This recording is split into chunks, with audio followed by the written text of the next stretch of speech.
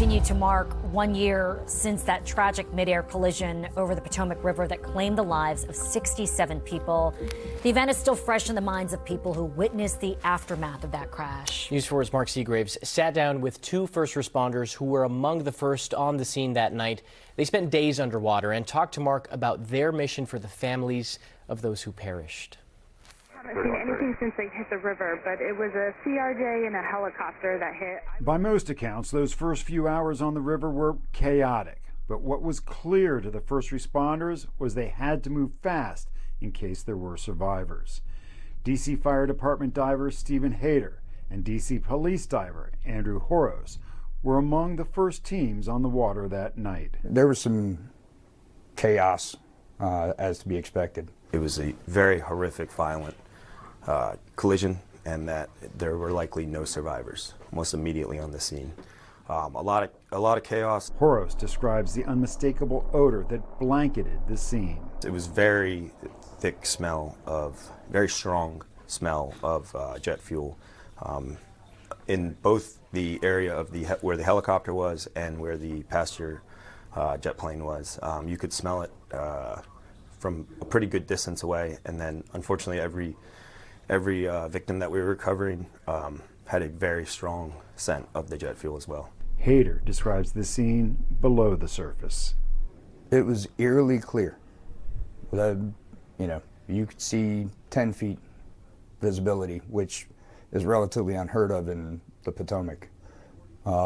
We believe a lot of factors culminated to that, but it was something that those of us that have been diving in the river prior were not ready for when we had 10 feet of visibility, crystal clear water. What we saw, nothing in this career prepares you to see what we saw that night. It was kind of almost something out of like a horror movie. You know, your worst nightmare, and you're seeing it firsthand. Both men spent days in the water, recovering those who died as well as debris, but more importantly for them, helping to bring closure to the families who lost their loved ones. We're really there to try to recover as much stuff for the families as we could, and that effort lasted, like I said, months. Just trying to find every little thing we could for those family members, whether it's an earring, wallet, watch. It makes me feel great, having children, small children around that age, just thinking I would want everything that I could, whether it was a pair of skates, competitive figure skating, a pair of skates, or the last lanyard of the last competition that they competed in. It was definitely special and important, and every time any member would recover a watch, an earring, bracelets.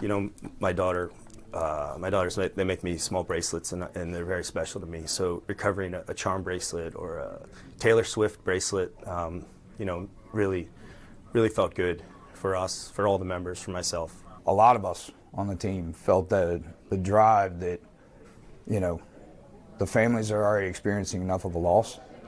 We need to bring everyone back to provide their families the proper way to pay respects and proper way to be remembered. And that was my personal, along with several other members of the team, this is our job now. Bring everybody home, back to their families. Both men say they will carry the memory of that night with them forever. What happened that night was an absolute tragedy.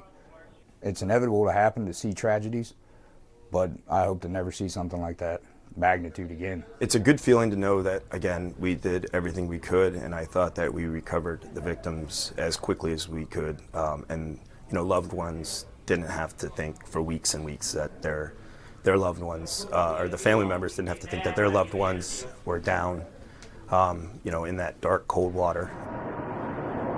Along the Potomac River, Mark Segraves, News 4.